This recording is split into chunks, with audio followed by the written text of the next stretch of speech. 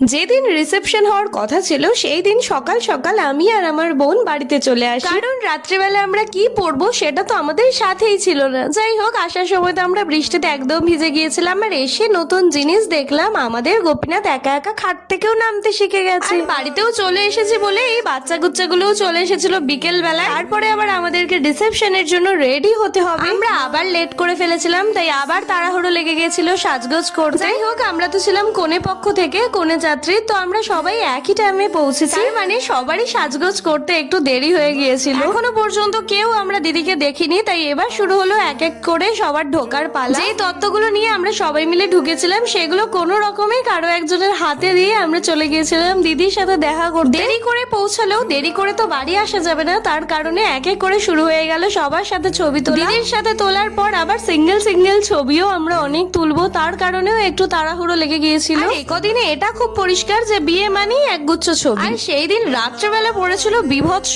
গরম, এত গরম লাগছিল যে আমরা যদি দিদির কাছেও যাই এত লাইটে আরো বেশি গরম লাগছিল। ভেতরে কিছুক্ষণ থাকার পর চলে এসেছিলাম বাইরে একটু ছবি টবি তুলে নিতে। সাথে নিয়ে এসেছিলাম অবশ্যই আমাদের বাড়ির ক্যামেরাম্যানকে, আবারও সবাই মিলে তুলে নিলাম অনেক অনেক ছবি। তো ছবি আমরা কি করব জানি না। যাই হোক, তারপর চলে এসেছিলাম আমার দিদিদের ঘরে, মানে ঘরটা একটু কিরকম সাজিয়েছে দেখার জন্য।